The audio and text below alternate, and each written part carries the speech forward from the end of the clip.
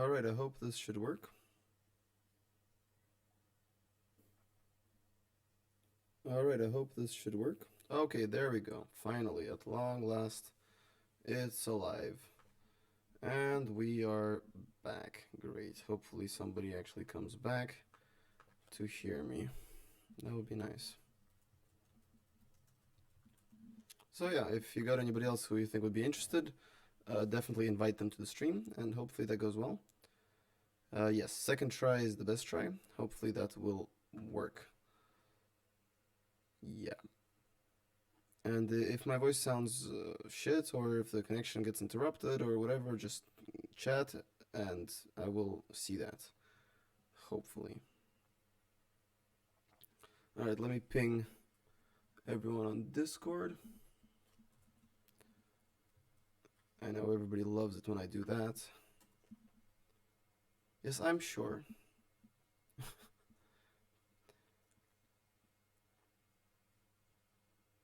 What do you mean I sound like a robot?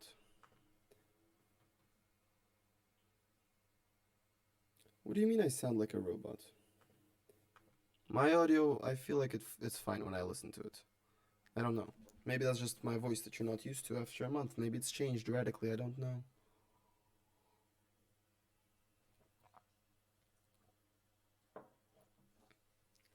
Alright, so should I actually do this reading or no? You see this little book I have here? This is it. And we'll be doing a tasty little reading. Oh, hello, Brutal Pin. Thank you for coming in. That's very nice.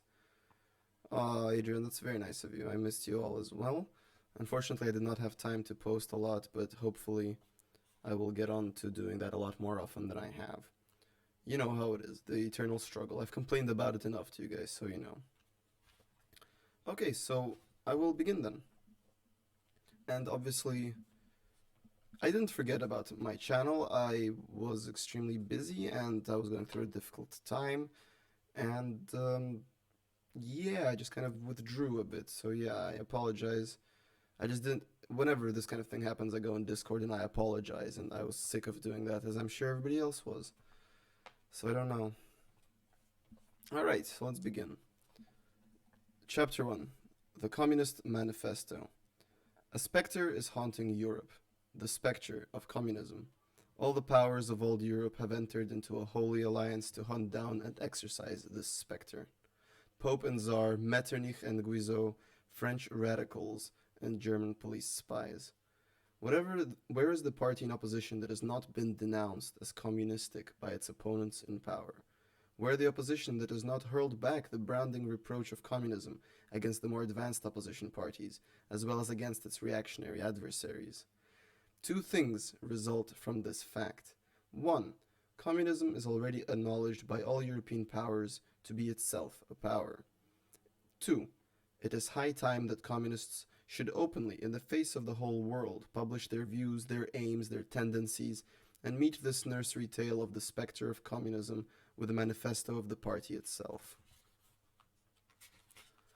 To this end, communists of various nationalities have assembled in London and sketched the following manifesto, to be published in the English, French, German, Italian, Flemish, and Danish languages. So, 1. Bourgeois and proletarians. The history of all hitherto existing society is the history of class struggle. Freeman and slave, patrician and plebeian, lord and serf, guild master and journeyman, in a word, oppressor and oppressed, stood in constant opposition. Oh, I got lost. Stood in constant opposition to one another, carried on an uninterrupted, now hidden, now open fight, a fight that each time ended, either in a revolutionary reconstitution of society at large, or in the common ruin of the struggling classes. In the earlier epochs of history, we find almost everywhere a complicated arrangement of society into various orders, a manifold gradation of social rank. In ancient Rome we have patricians, knights, plebeians, slaves, in the Middle Ages feudal lords, vassals, guild masters, journeymen, apprentices, serfs, and in almost all of these particular classes, again, other subordinate gradations. The modern bourgeoisie society that has sprouted from the ruins of feudal society has not done away with class antagonisms. It has only established new classes, new conditions of oppression, new forms of struggle, new forms of struggle in place of the old ones. Our epoch, the epoch of the bourgeoisie, shows, however, this distinctive feature. It has simplified the class antagonisms. Society as a whole is more and more splitting up into two great hostile camps, into two great classes directly facing each other, bourgeoisie and proletariat. From the serfs of the Middle Ages sprang the chartered burghers of the earliest towns. From these burghers, the first elements of the bourgeoisie were developed. The discovery of America, the rounding of the Cape, opened up fresh ground for the rising bourgeoisie. The East Indian and Chinese markets, the colonization of America, trade with the colonies, the increase in the means of exchange and in commodities generally, gave to commerce, to navigation, to industry, an impulse never before known, and thereby to the revolutionary element in the tottering feudal society, a rapid development. The feudal system of industry, under which industrial production was monopolized by closed guilds, now no longer sufficed for the growing wants of the new markets. The manufacturing system took its place. The guild masters were pushed to one side by the manufacturing middle class. Division of labor between the different corporate guilds vanished in the face of division of labor in the single workshop. Meanwhile, the markets kept on growing. Demand went on rising. Manufacturing no longer was able to keep up with this growth. Then, steam and machinery revolutionized industrial production. The place of manufacture was taken up by the giant modern industry, the place of the industrial middle class by industrial millionaires, the leaders of the whole industrial armies, the modern bourgeois. Modern industry has established the world market for which the discovery of America paved the way. This market has given an immense development to commerce, to navigation, to communication by land. This development has, in its turn, reacted on the extension of industry, and in proportion as industry, commerce, navigation, railway extended, in the same proportion the bourgeoisie developed. Increased its capital, pushed into the background every class handed down from the Middle Ages. We see, therefore, how the modern bourgeoisie is itself the product of a long course of development, of a series of revolutions in the modes of production and of exchange. That's very important. I'm just going to go on an aside for a bit. It's important. This is a brief kind of mention of his other work and his other theory and the foundation of all of Marx's thought, which is the materialist analysis of history and of society, which is based on productive forces and on material conditions, as opposed to Hegel's previous idealist point of view. So yes, as that kind of theory goes, it shows that history is not just a collection of random events in some random order, but it in fact is a progression of material conditions, of a dialectical system that progresses in a uniform way, and not without any direction, as some might say. Each step in the development of the bourgeoisie was accompanied by a corresponding political advance of that class. An oppressed class under the sway of the feudal nobility, an armed and self-governing association in the medieval commune, here an independent urban republic, as in Italy and Germany, their taxable third estate on the monarchy, as in France, afterwards in the period of manufacturing proper, serving either the semi-feudal or the absolute monarchy as a counterpoise against the nobility.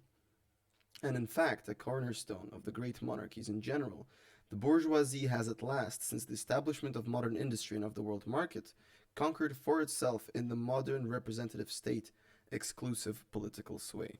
So this is very interesting because we have lived for over a century now in a world where we can't imagine a society that is not entirely owned and controlled by the modern bourgeoisie. Whereas at the time that Marx wrote this in the 1840s, it wasn't like that yet. The clergy and the artisan class were still very influential, even though they were being rapidly swept aside by the bourgeoisie. And it's interesting to say that, it's interesting to see how Marx predicted that this would inevitably happen, and it has, clearly. In our modern world where everything is dominated by brands and advertising, we can't possibly imagine a society that hasn't political control held by the bourgeoisie. The bourgeoisie historically has played a most revolutionary part. The bourgeoisie, wherever it has got the upper hand, has put an end to all feudal patriarchal idyllic relations. It has pitilessly torn asunder the motley feudal ties that bound man to his natural superiors, and has left remaining no other bond between man and man than naked self-interest and callous cash payment. So, a lot of people, when they read the Communist Manifesto, they think that Marx and Engels are trying to harken back to a better time, that in the feudal era, because it wasn't dominated by cash relations, that life and society was better. That's not true. That's not what Marx and Engels are trying to point out. They're just saying that all of the previous social relations that people might have depended on before, such as religious ties and noble ties and serfdom and things like that, have all been gradually supplanted by cash relations and nothing else. It has drowned the most heavenly ecstasies of religious fervor, of chivalrous enthusiasm, of Philistine sentimentalism, in the icy water of egotistical calculation. It has resolved personal worth into exchange value, and in place of the numberless, infeasible chartered freedoms, has set up that single, unconscionable freedom: free trade. In one word, for exploitation, veiled by religious and political illusions, it has substituted naked, shameless, direct, brutal exploitation. The bourgeoisie has stripped of its halo every occupation hitherto honored and looked up to with reverent awe. It has converted the physician, the lawyer, the priest, the poet, the man of science into its paid wage laborers. And that's something we see, of course, a lot in modern society. There's a tremendous amount of disillusionment and alienation towards people in every industry because, well, the capitalists are being honest now. They treat the workers as nothing but tools and means to an end, because in a capitalist economy, that's all that people can be. It doesn't matter how creative you are, how much you love your work, or how passionate you are about your job. It's irrelevant, because the bourgeoisie only see you as a means to an end, as a tool, as a wage laborer. There is no other utility that you can provide. Your emotional labor and value is irrelevant as long as you keep bringing in the labor value. The bourgeoisie has torn away from the family its sentimental veil and has reduced the family relation to a mere money relation. The bourgeoisie has disclosed how it came to pass that the brutal display of vigor in the Middle Ages, which reactionaries so much admire, found its fitting complement in the laziest indolence. It has been the first to show that man's activity can bring about. It has accomplished wonders far surpassing Egyptian pyramids, Roman aqueducts, and Gothic cathedrals. It has conducted expeditions that put to shame all former exoduses of nations and crusades. Yeah, that's right, Adrian. They control the media and they make everyone ignorant, and so that everybody keeps consuming and everybody keeps going and checking in at the jobs and doing in the hours, so the people, as Carlin would say, can keep going to the bank. The bourgeoisie cannot exist without constantly revolutionizing the instruments of production, and thereby the relations of production, and with them the whole relations of society. So you see, that is the cornerstone, well, at least simplified, of the materialist understanding of history. That everything is based on the relations of production. Who controls the means of production, who directs them, and who works for them and is supplied by them. And that creates the relations of a society, the class struggle, the class structures, and the relations. Conservation of the old modes of production in unaltered form was, on the contrary, the first condition of existence for all earlier industrial classes. Constant revolutionizing of production, uninterrupted disturbance of all social conditions, everlasting uncertainty and agitation distinguished the bourgeoisie epoch from all earlier ones. All fixed, fast-frozen relations with the train of ancient and venerable prejudices and opinions are swept away. All new formed ones become antiquated before they can ossify. All that is solid melts into air. All that is holy is profaned. And man is at last compelled to face his real conditions of life and his mutual relations with a sober eye. The need of a constantly expanding market for its products chases the bourgeoisie over the whole surface of the globe. It must nestle everywhere, settle everywhere, establish connections everywhere. The bourgeoisie has, through its exploitation of the world market, given a cosmopolitan character to production and consumption in every country. To the great chagrin of reactionaries, it has drawn from under the feet of industry the national ground on which it stood. all old established national industries have been destroyed or are daily being destroyed. They are dislodged by new industries, whose introduction becomes a life and death question for all civilized nations, by industries that no longer work up indigenous raw materials, but raw materials drawn up from the remotest zones, industries whose products are consumed not only at home, but in every quarter of the globe. In place of the old wants satisfied by the productions of the country, we find new ones, requiring for their satisfaction the products of distant lands and climates. In place of the old and national seclusion and self-sufficiency, we have intercourse in every direction, universal interdependence of nations. And as in material, so also in intellectual production. The intellectual creations of individual nations become common property. National one-sidedness and narrow-mindedness become more and more impossible, and from the numerous national and local literatures, there emerges a world literature. So basically what Marx is trying to say that the bourgeoisie class, they revolutionized the world in no way that has happened before. They changed all of the old orders and the nationalistic, secluded way that countries used to operate previously in the Middle Ages into this forced globalistic interdependence where, well, okay, we'll go on, but I'll explain. The bourgeoisie, by the rapid improvement of all instruments of production, by the immensely facilitated means of communication, draws all, even the most backward nations, into civilization. The cheap prices of its commodities are the heavy artillery with which it batters down all Chinese walls, with which it forces the underdeveloped nations' intensely obstinate hatred of foreigners to capitulate. It compels all nations, on pain of extinction, to adopt the bourgeois mode of production. It compels them to introduce what it calls civilization into their midst, i.e., to become bourgeois themselves. In one word, it creates a world in its own image. The bourgeoisie has subjected rural areas to the rule of cities. It has created enormous cities, has greatly increased the urban population as compared with the rural, and has thus rescued a considerable part of the population from the idiocy of rural life. So yeah, a lot of the people who read the Manifesto end up bringing up a lot of problems with Marx and Engels' language.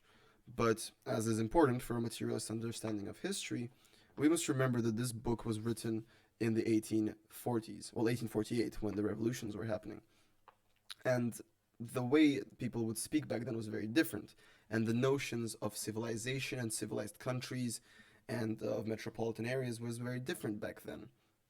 But we can still see through the language, despite the difficulties that the language poses, we can still see what Marx is trying to say. And that is that in every country on earth, no matter how, backwards, I suppose, or outdated the conditions are in terms of social relations and production, the capitalist order will sweep in and through cheap goods and commodities will crush them. They will be faced with either extinction or assimilation, and that's exactly what's happened in the world since Marx wrote about it. There's not a single country in the world that can escape working with the bourgeois order.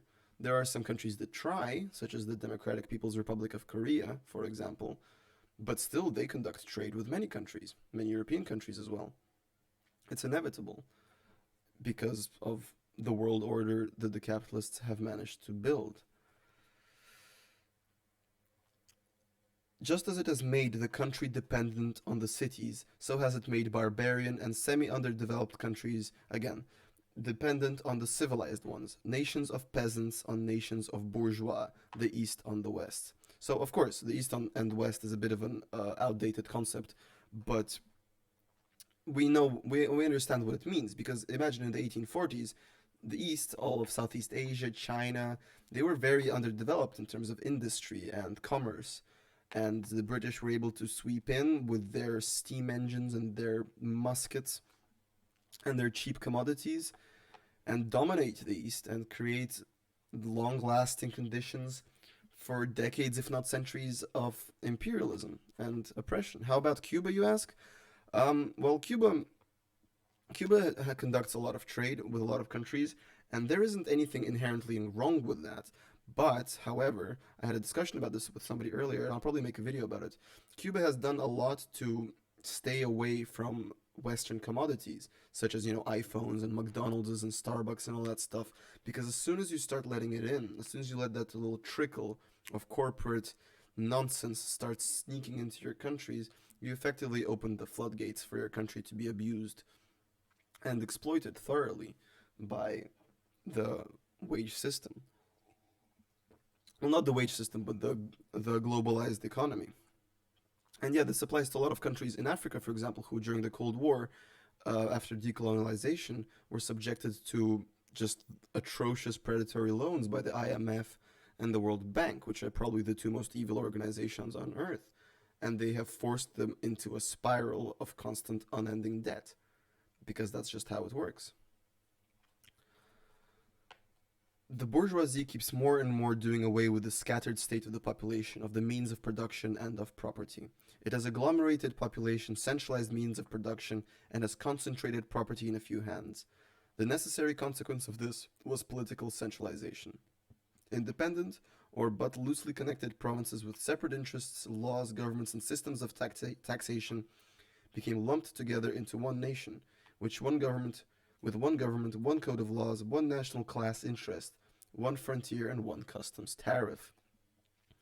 The bourgeoisie, during its rule of scarcely 100 years, 200 now, has created more massive and more colossal productive forces than have all preceding generations together.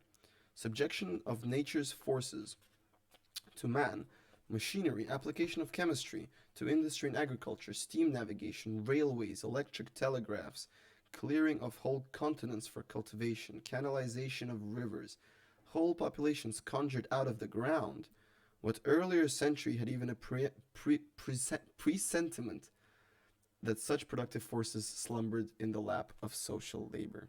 So you see, that's exactly what Marx is talking about, that a lot of people who would call themselves capitalists or supporters of capitalism believe, well, without capitalism, right, and capitalist innovation, we wouldn't have all of these great, industries and inventions, etc.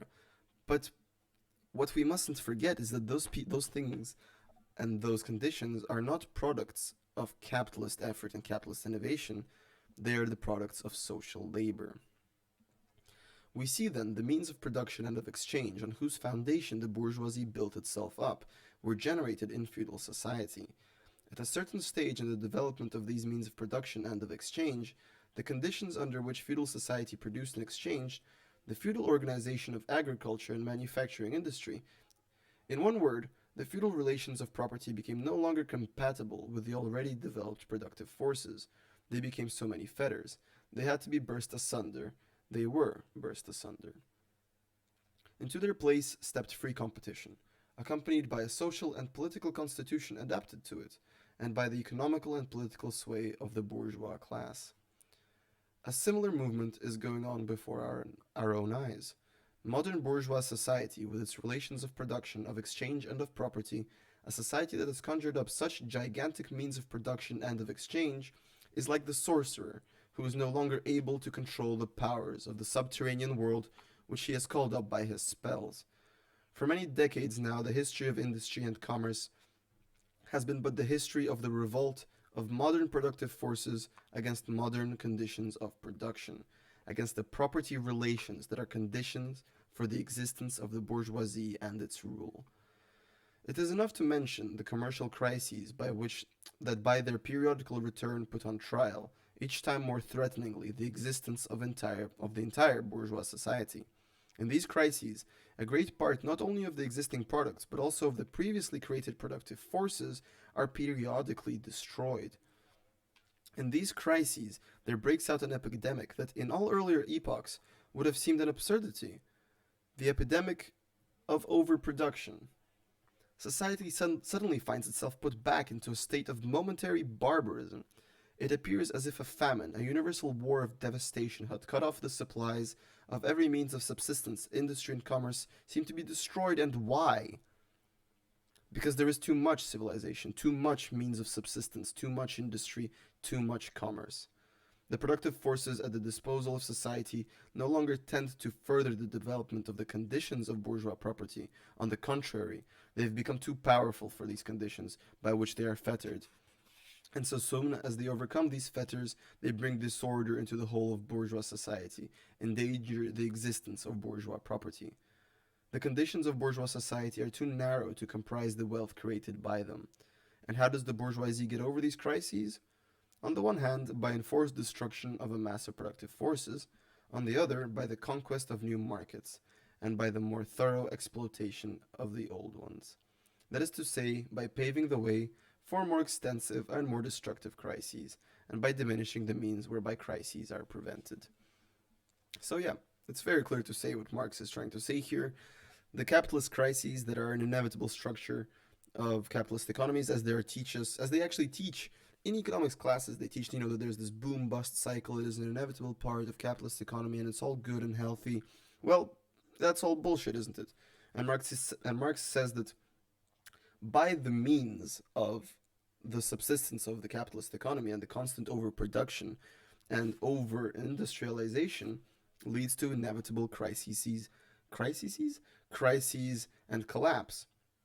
Each of and every time one of these crises and collapse happens, the bourgeoisie use it to further exploit the planet and other countries and other markets. And when those start drying out, or at least when are unavailable, they start further exploiting and further destroying the previous markets, which leads to, of course, as you, Adrian, pointed out, the 2009 crash, when over speculation over mortgages led to the collapse of the entire global economy, and millions of people lost their livelihoods.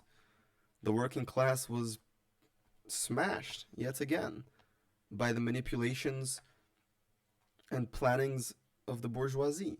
And it happens every decade, and we're overdue already. It's 2019 and we haven't had one yet. So, why? Marx asks. Why does this need to happen?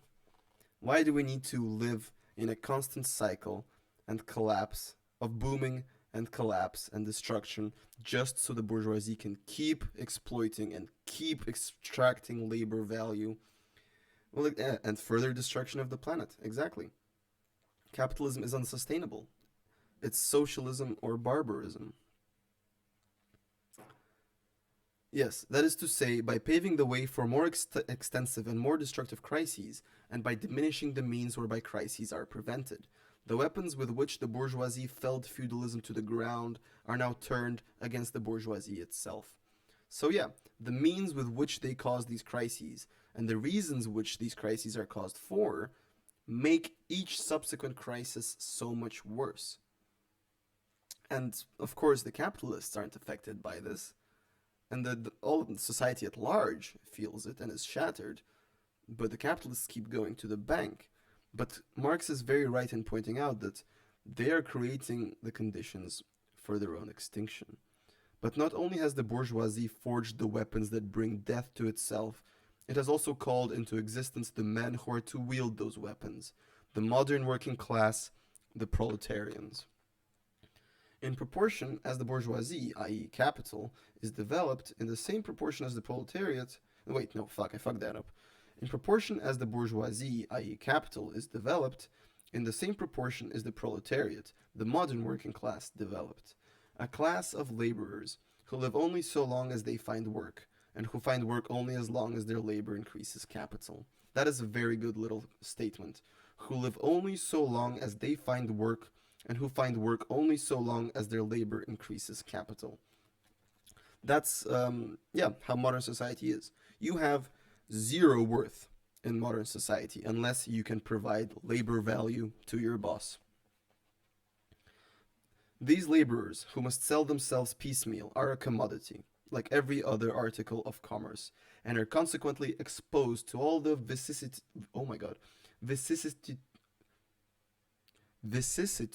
of competition, to all the fluctuations of the market. So yes, as the workers and the laborers and the proletariats have become the commodity itself, we are therefore vulnerable to the same fluctuations and instabilities as any other commodity. Yeah, Bolsonaro is the fucking worst. And nobody's doing anything about it. And the Amazon is still burning and the internet forgot about it a week later. Don't you just love internet culture? Owing to the extensive use of machinery and to division of labor, the work of the proletarians has lost all individual character, and consequently all charm for the workman. He becomes an appendage of the machine, and it is only the most simple, most monotonous, and most easily acquired knack that is required of him. Hence, the cost of production of the workman is restricted almost entirely to the means of subsistence that he requires for his maintenance and for the propagation of his race. But the price of a commodity, and therefore also of labor. Ooh, give me 1 second, I'll be right back.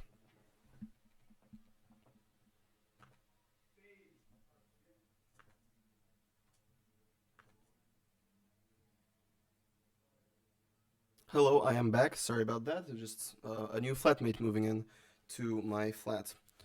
Um, where did I stop? Yes, Bolsonaro should be hanged like Mussolini. That's a very good thought.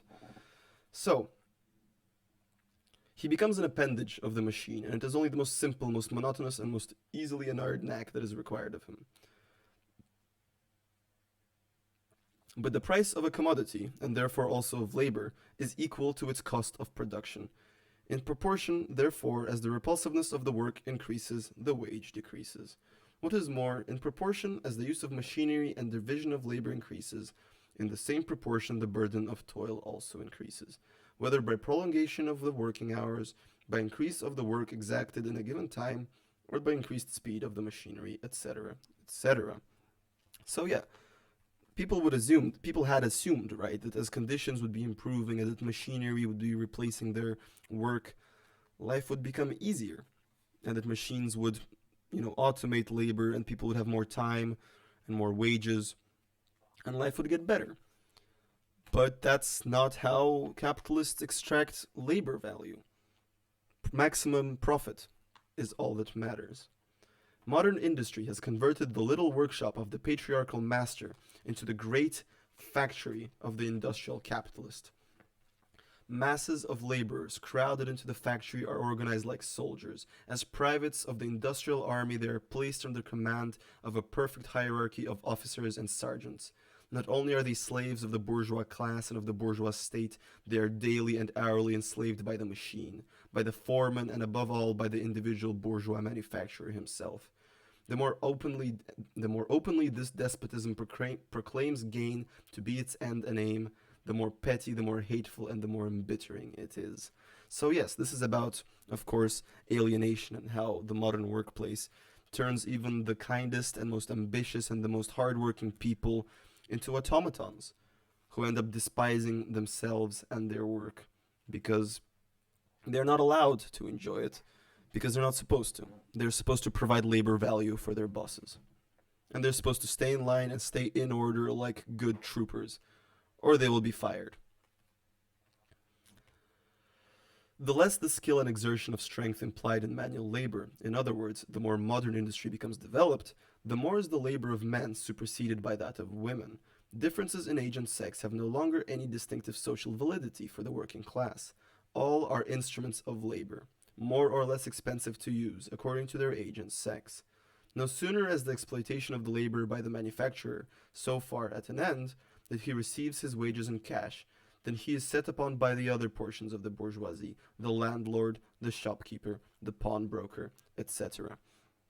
Basically, you can't escape capital. You can't escape bourgeois relations.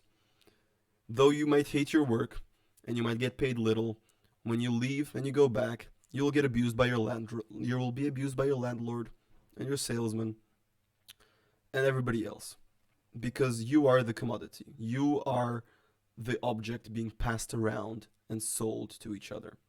The bourgeoisie use the average population, the proletariat, as its own good to pass around, to interact with, and to leech off of.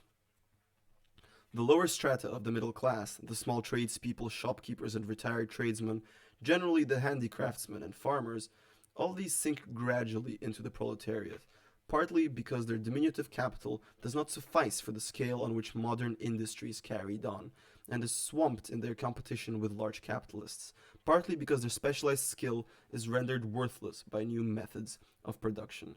Thus, the proletariat is recruited from all classes of the population. This is very important because there are a lot of leftists out there who think it's very important to be from a certain strata of society, to do a certain kind of work in order to be classified as a proletarian. Well, Marx disproves them in this very book. You don't have to be anything specific to be a proletarian. You just have to be a worker who does not own capital. That is the definition of a proletarian. And back in that day, right, there was a middle class. There was a middle class of, as Marx points out, shopkeepers, tradespeople, handicraftsmen, farmers, who were able to have some kind of middle class existence that is above the proletarian working class conditions. But capital gradually wore it down and ground it down to the point where it's completely unsustainable because it's been taken over by large capital and massive industrialized production. It's like what happened in America, you know, the mallification of America, where every 600 yards there's a mall. And they go in, bring in a mall with a Walmart and a bunch of other shit, and everything in the local town closes. Because it's no longer needed. It's no longer as profitable. And obviously the workers are disregarded. And that's how the entire population sinks in to the proletariat, of course, apart from the bourgeoisie.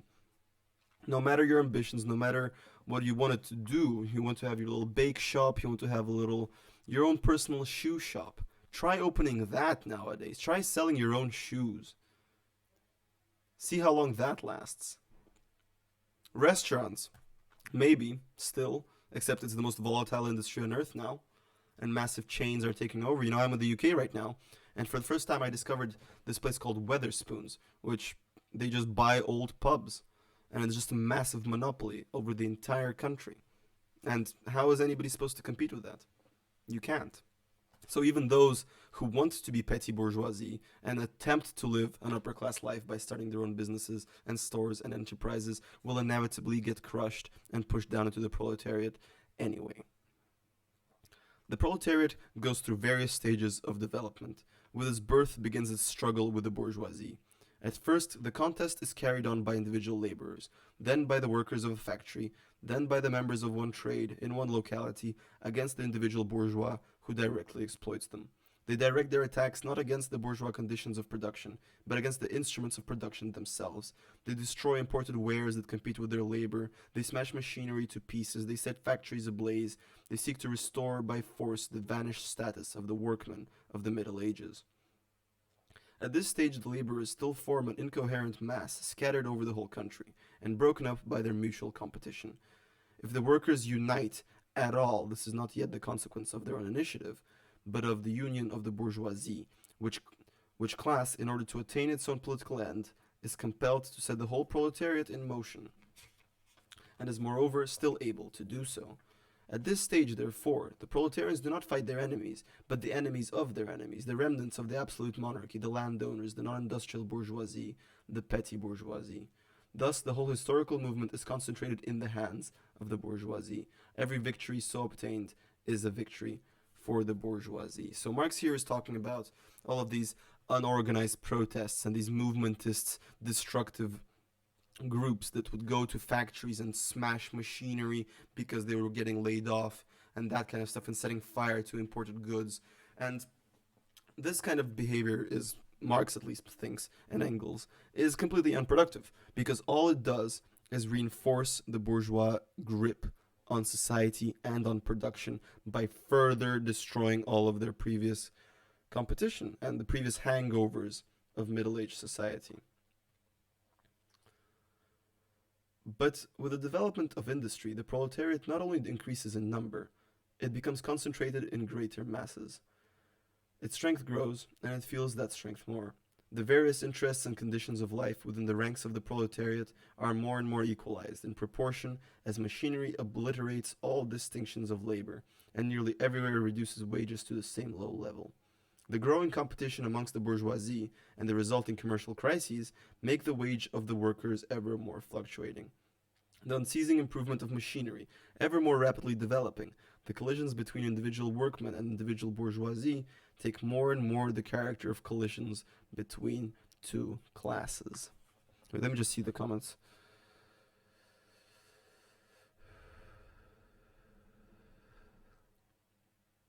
Yeah, Fidel Castro did warn about this kind of thing. This is just classic Monroe doctrine all over again. America exercising their imperialist stranglehold on the global south.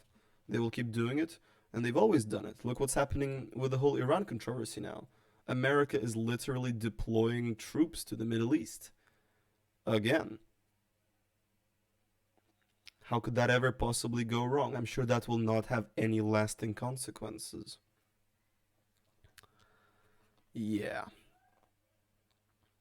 Thereupon, the workers begin to form combinations, trade unions, against the bourgeoisie. They clubbed together in order to keep up the rate of wages. They found permanent associations in order to make provisions beforehand for these occasional revolts. Here and there, the contests breaks out into riots. From time to time, the workers are victorious, but only for a time. The real fruit of their battles lies not in the immediate result, but in the ever-expanding union of workers. This union is helped by the improved means of communications that are created by modern industry and that place the worker of different localities in contact with one another. It was just this contact that was needed to centralize the numerous local struggles, all of the same character, into one national struggle between classes. But every class struggle is a political struggle, and that union, to attain which the burghers of the Middle Ages with their miserable highways required centuries, the modern proletarians, thanks to railways, achieve in a few years. And just imagine the kind of opportunities we have now in the modern age of the internet to start these kind of movements. It's the most important thing you can do. If you are in a workplace, you need to unionize. You need to convince people that they need to unionize for their sake, for their rights, for everybody's sake. You need to work, you need to reach out to unions, you need to contact your local unions, communicate with them, work together. Because otherwise, there is no hope. And if it's just you and your local union and you go on a strike and you achieve some rights, great, but it won't last. It's useless. Without all... Yes, I'm in school as well, but you can have a student union. There are thousands of students' unions. Check out Young Socialists, for example. And yes, of course, you don't have to do it. And I'm not trying to force anybody, well, not that I can. But it's just, in our post-industrial society that we live in, people think that unions are no longer useful. That unions are from a bygone era of people working in massive factories and shifts and shit like that. Whereas now we live in a service-based economy, at least in the West.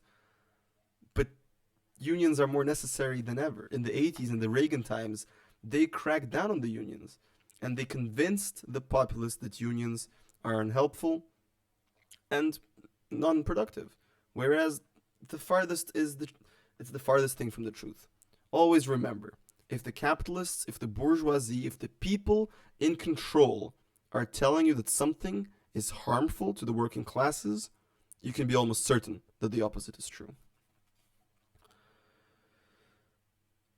The organization of the proletarians into a class and consequently into a political party is continually being upset again by the competition amongst the workers themselves, but it constantly rises up again, stronger, firmer, mightier. It compels legislative recognition of particular interests of the workers by taking advantage of the divisions among the bourgeoisie itself. Thus was the 10-hour bill in England carried.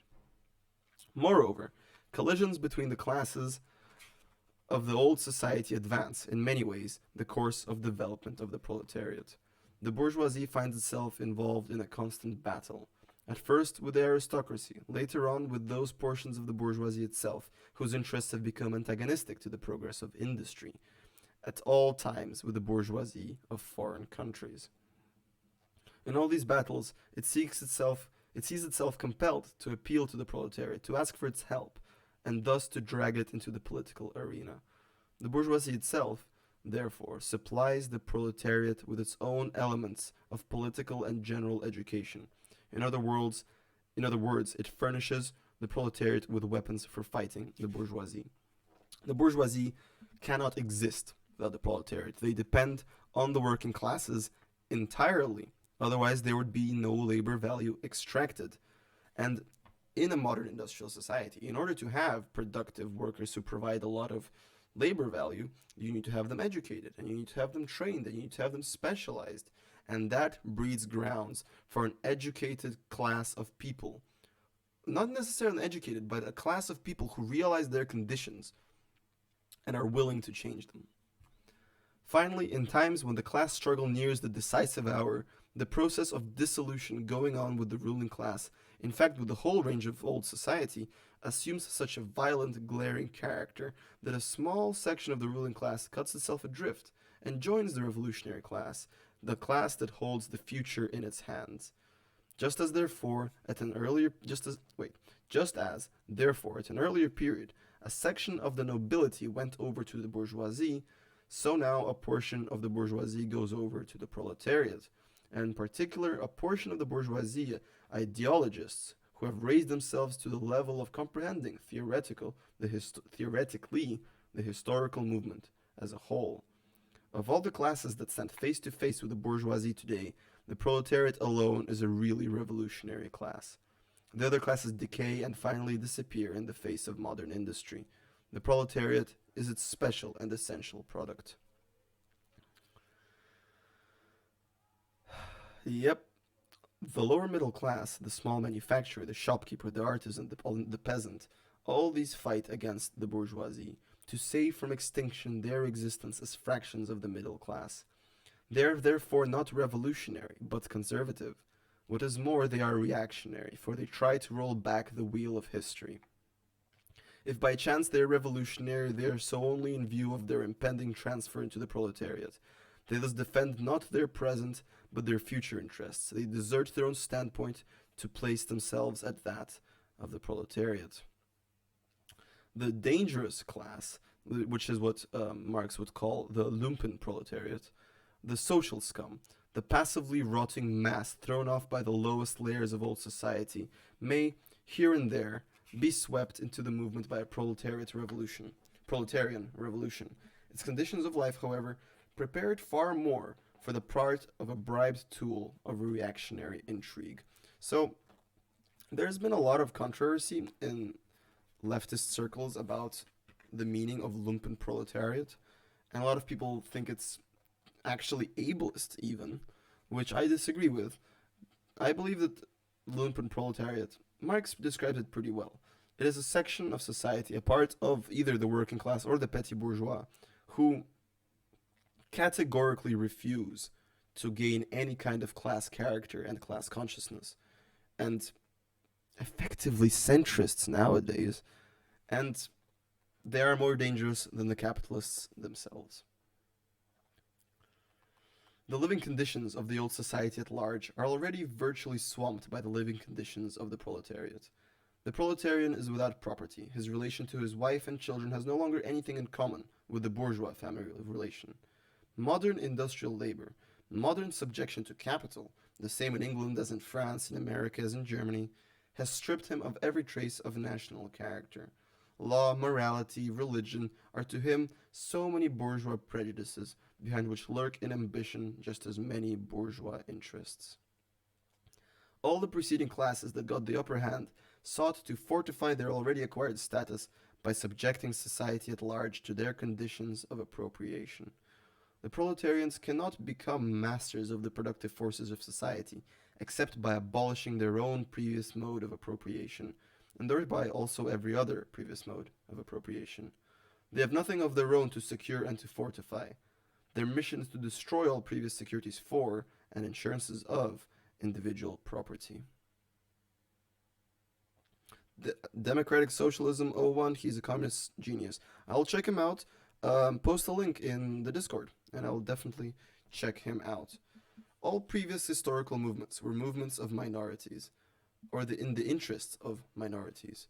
The proletarian movement is the self-conscious, independent movement of the immense majority, in the interest of the immense majority.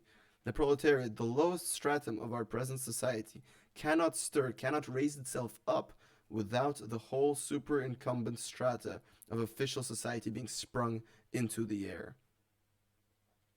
Yeah, the working classes are the vast majority, the massive, immense majority who control the world through their labor power. And yet, we're not the ones in control.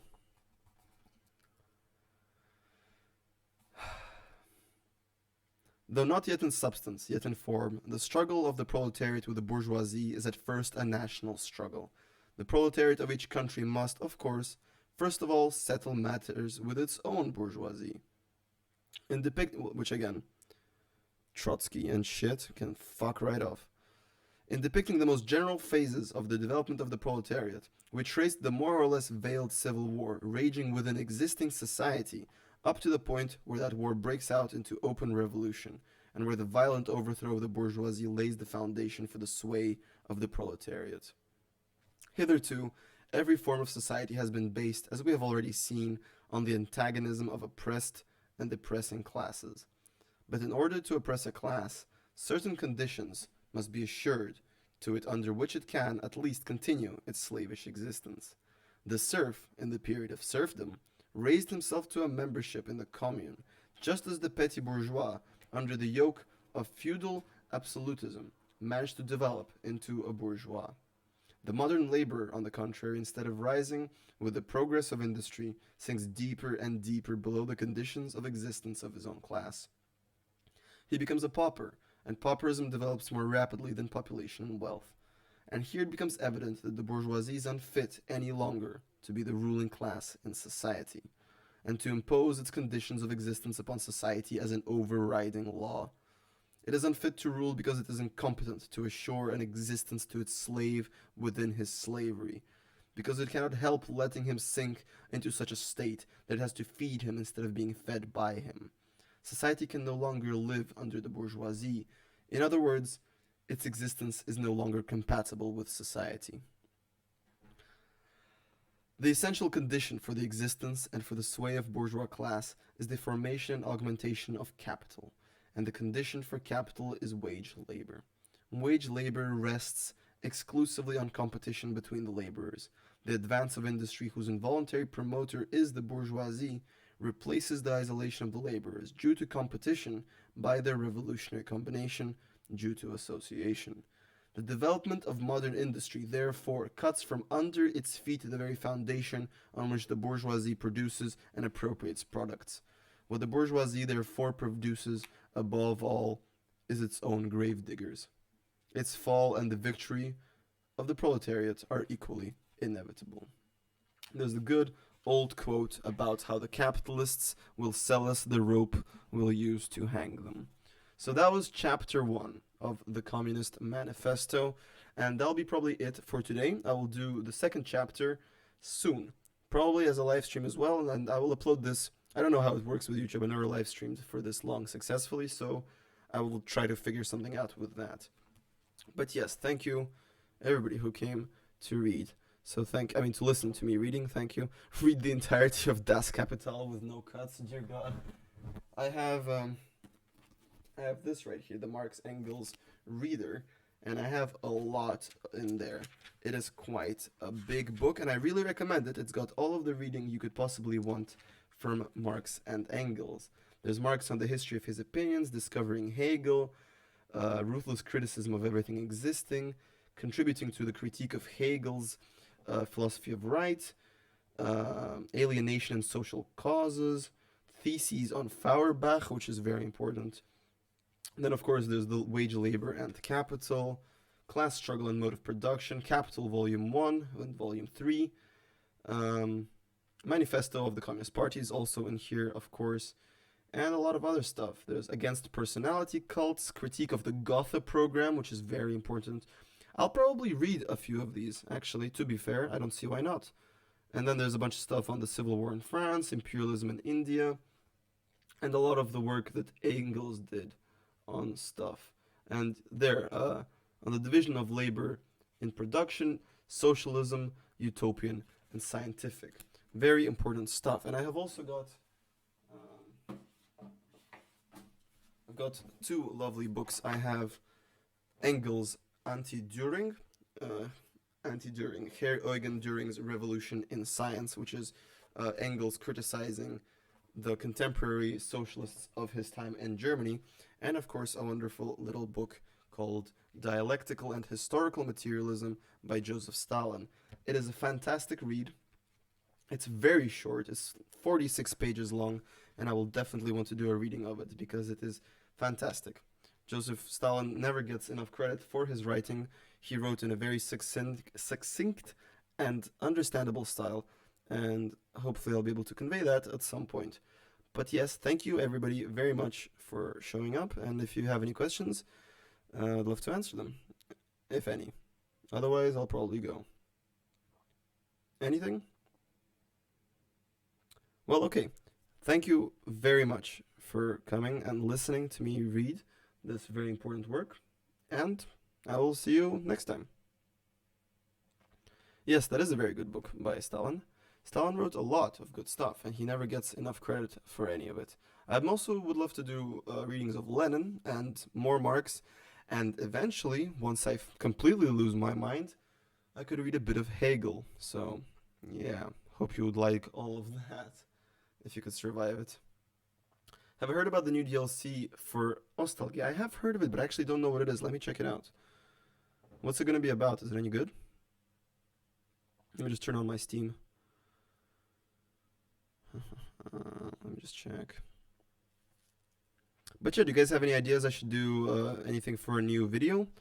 In terms of video game stuff, like more Crisis in the Kremlin or Nostalgia? I'm gonna do an Nostalgia Albania Hochist run, I think. Cuba, Afghanistan, DPRK. Is that what's gonna be in the DLC? That sounds awesome, to be fair. Do you know when it's coming out? Which series? I have a lot of series that I forgot. So I have amnesia, so that kind of happens just sometimes. Let's see. Where can I find about the Nostalgia DLC? Is it on the Steam page for Nostalgia or aha? Well, no, they did the Legacy of Hocha DLC.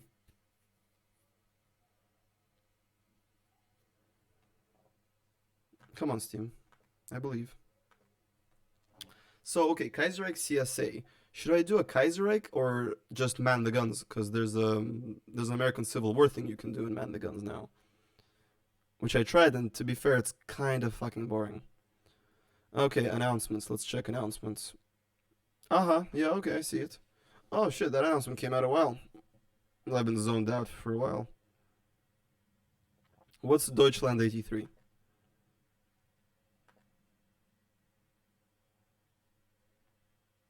Does anybody know when the project will be coming out for Nostalgia? Because I would love to get my hands on that. That would be absolutely amazing. Yeah, Vanilla Hoi 4 is pretty fucking boring after a while. It's true. Can somebody explain what Deutschland 83 is?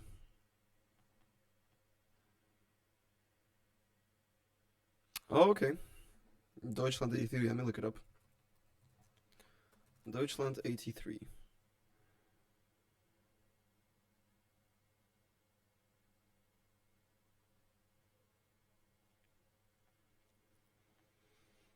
But yes, I will be doing an Nostalgia Albania Hochist run, and I will be doing another CSA Kaiserreich, probably. Oh, that actually sounds like a very interesting show. Is it in English? As a spy to West Germany. Ooh, that sounds like fun. Interesting. Yeah, I will do Hochist Albania. I've tried it several times and it is incredibly difficult, but that's life, I suppose. I'll be okay. I'll survive. Let me just see which series I have abandoned recently. Yeah.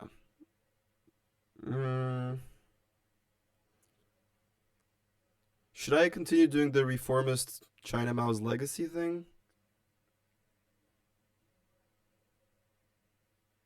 Oh god, I haven't done any good videos for a while. Why do you guys even subscribe to me? Jesus Christ. Fuck me.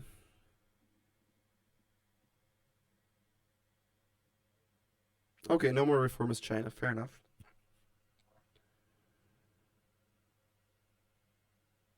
But Adrian, is that mod for the modern day mod for Hui 4?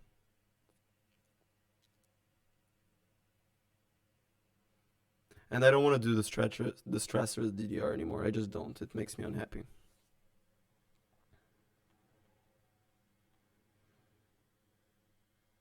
Mm.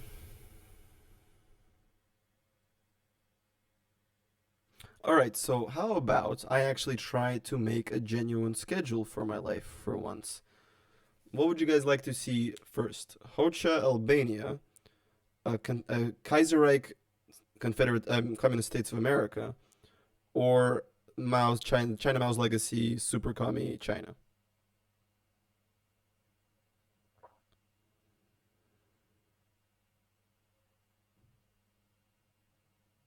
Okay. Oh god, the latency is getting pretty bad at this point.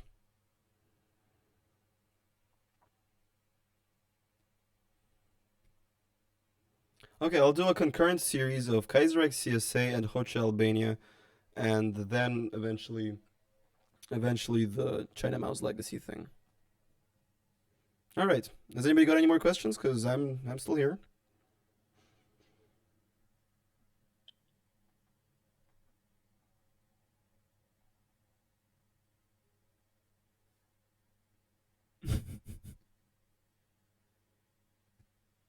Well, all right, guys. Comrade Brezhnev. What should I make about Comrade Brezhnev? What do you want to? I have a lot to say about the Soviet leaders. To be fair,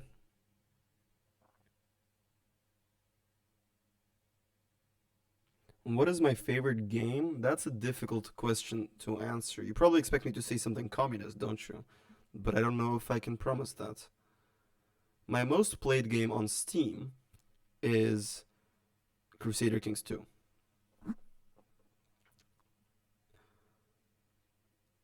Yeah. Stellaris is good. I play a lot of Paradox strategy games, as if you couldn't tell by my YouTube channel. Brezhnev was a hero. Why do you say that?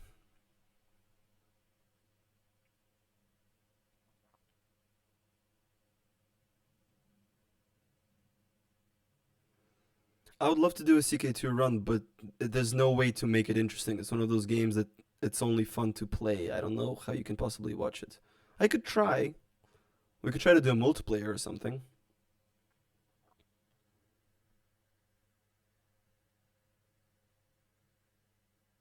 I would be totally down to try some multiplayer games with y'all.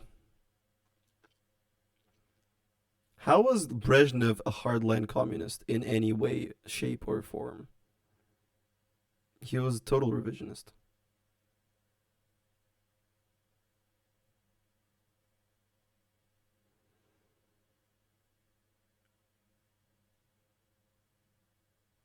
Oh wow, that sounds really interesting, Adrian. I'd love to read that or check it out. Do you have like a work in progress kind of thing?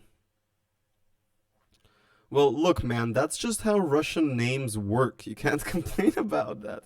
My surname ends with an ov, so close.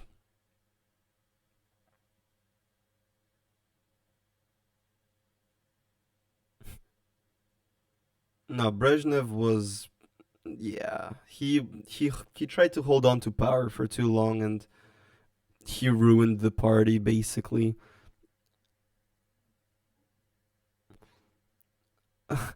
Oh, Adrian, that's so nice of you. If you want to pen me in there, you can. I'd have no objection to that at all. That would be awesome, actually. I would love to read, like, if you have anything so far, I would love to check it out. Yep, that's accurate. But yeah, guys, just on Discord at any point, literally any requests or any questions you have, Discord. Or YouTube comments, or Twitter, actually. Twitter works too. I've been going on Twitter a lot more than I usually do. So if y'all want to go on Twitter and just follow me there and we can chill there, I guess. Although Twitter is fucking cancer. Ugh, Yeltsin. No. Andropov and Chernenko. Chernenko has a different name from everyone else. So, bitch.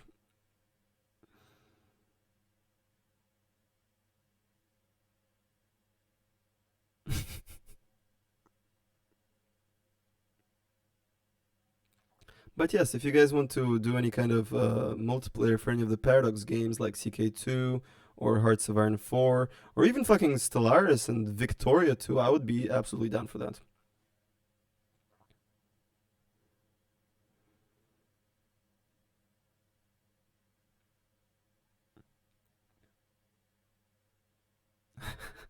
Why am I a British? Why would I be in the British division? We can do like a big Hoey 4 game. I would love that.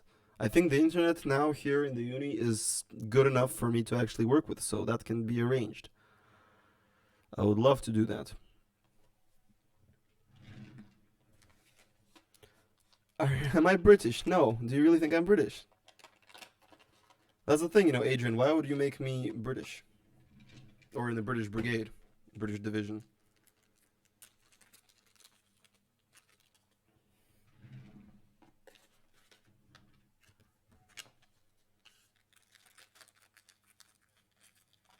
I need to just roll a bit.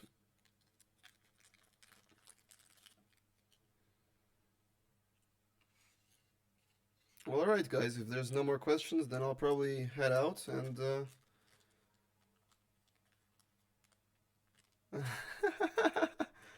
Adrian, check out some of my videos. I mentioned quite a lot where I'm from. Do I really sound British? I'm now in England, and people keep telling me that I don't.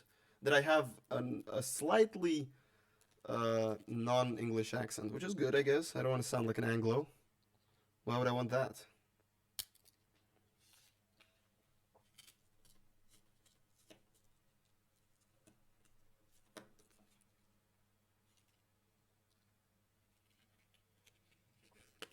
Oh, fuck my life.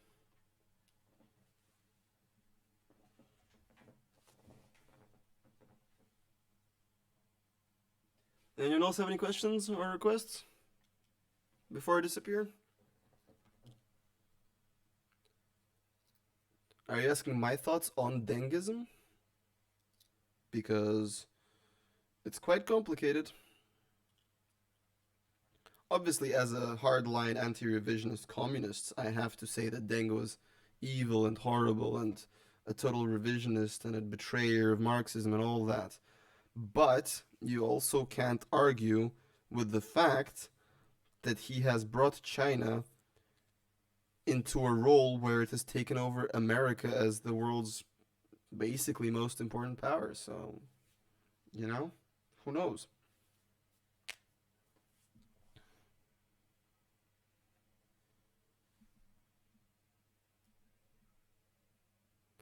Well, why do I have to be in the British division, though? I haven't found out. Actually, I just moved into this place, and I'm actually in the same constituency that is Boris Johnson's constituency, and he was actually in the police station here a few days ago, which is great.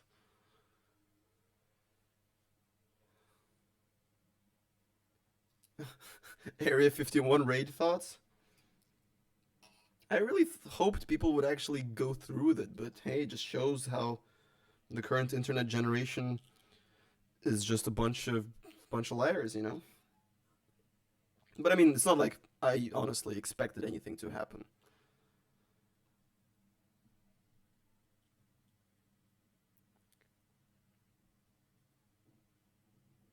Don't worry about it, Adrian. You don't have to apologize for anything. Everyone's new at one point. Yeah, I'm sorry. I haven't been good at updating you guys about my life because, as I said, I've been having a bit of a rough time. I often do, as you all probably can tell by now. So yeah, I am in England now in university in Brunel University, if any of you have heard of it. But if any of you are in England or in London, I would love to. We could totally meet up and chill. I would be extremely in favor of that. It's fine. You don't need to know a lot about me. This doesn't have to be one of those classic YouTuber parasocial relationships. I don't mind. Oh, fuck. Nice. That's good. I'm a socialist since I was 14. if not 13, I think. Yeah. When I first got hit with the big sad.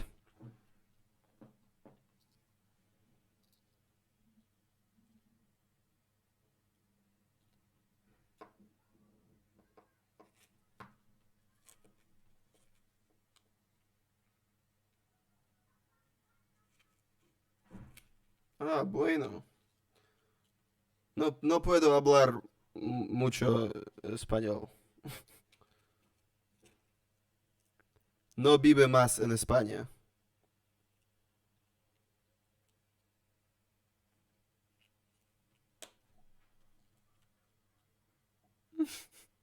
But yeah, is actually anybody in the UK? Nice, nice, nice, nice. Call me grandpas are the best.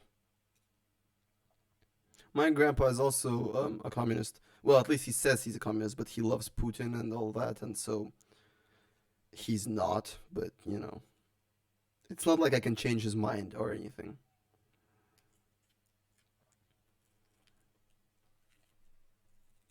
But yeah, guys, feel free to tweet at me at any time, and if you have any suggestions or just some cool shit you want me to see, tweet it at me, and we can discuss it. It'll be cool. Let's get some engagement, y'all. Let's get this bread.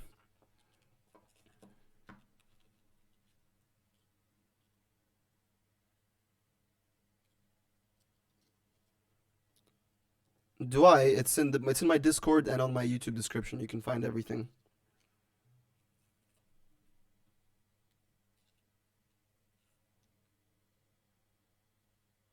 Yeah, of course. Go ahead, add me. Add me on everything if you want.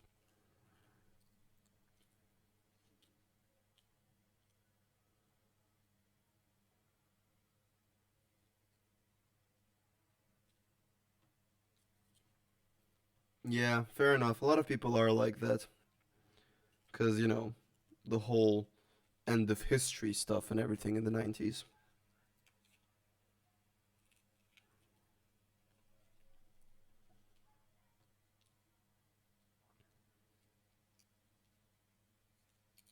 Holy shit, really? You live in Switzerland? That's amazing. I used to live in Switzerland for too fucking long. Whereabouts in Switzerland, Jose? Do you know? Yeah, but like which canton?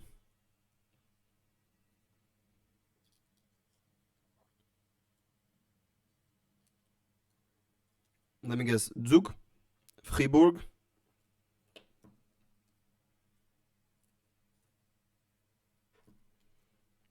Get Chan. Oh, Glarus. Nice. I've never been to Glarus. Get Chan music channel. I've never heard of it. Send me a link on Discord.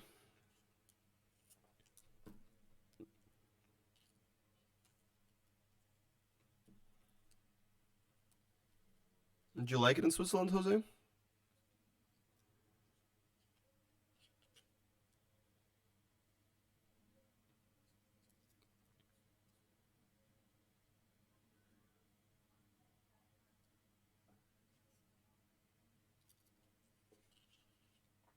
Oh shit, yeah, actually, by the way, do you guys have any ideas which kind of music I should use for like background uh, in my videos? Because I was never able to properly figure that out. And if you watch my travel vlog, the music doesn't work at all. And I'm sorry, that was not a good time.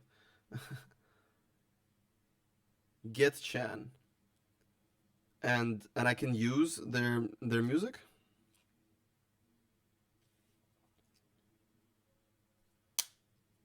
All right. Well, that's awesome. Thank you for pointing me that way. I will check it out. ASAP.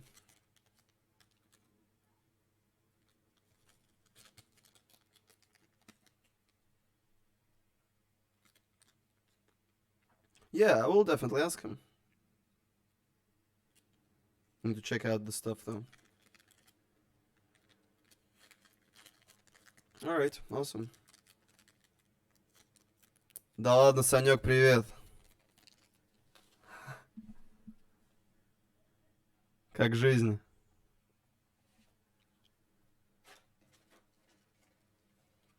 Пиздец.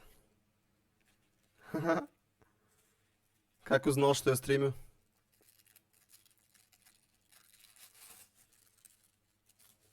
Take care, Jose.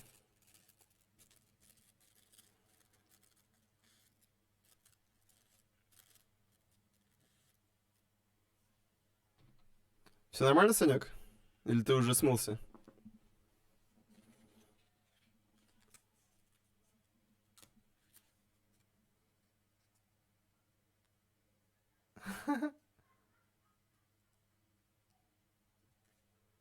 Ну здорово, Санек. Как у тебя жизнь-то? Как поживаешь?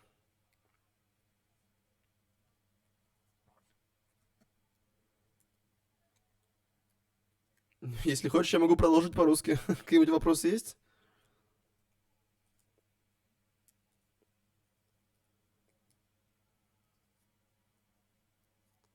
Alright, peace, guys. Take care. If you're leaving.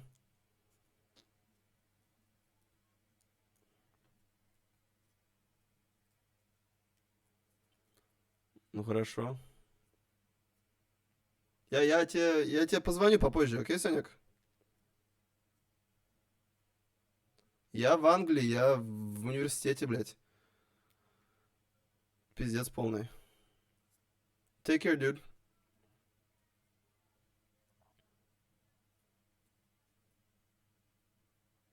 Все, чао, Санек, давай, пока. Good luck, Adrian. Which exam is it?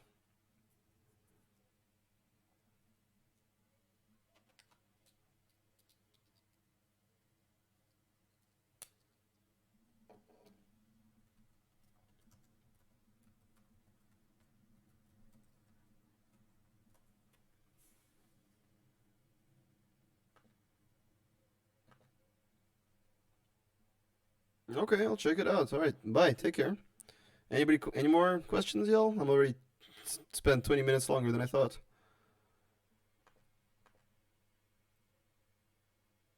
All right, I guess everybody's bouncing. Well, okay. Thank you very much for chilling here and for listening to me talk and read this fantastic book. And yeah, I hope you all take care. And again, any requests, any comments, any suggestions, any questions, or if you just want to chat, you can hit me up on Discord, in the YouTube comments, on Twitter, by carrier pigeon, however the fuck you want.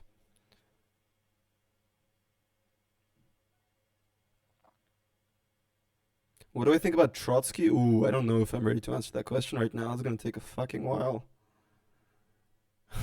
That's a big one. I could probably make a video about Trotsky, not that anybody would fucking care.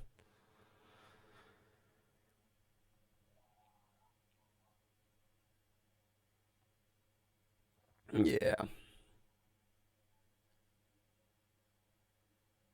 Alright then. I'm gonna go, and thank you guys for popping in. And do let me know if there's anything you want. And I will see you all soon. When should I do the next stream for reading? To read the second half of the Manifesto. Any thunks?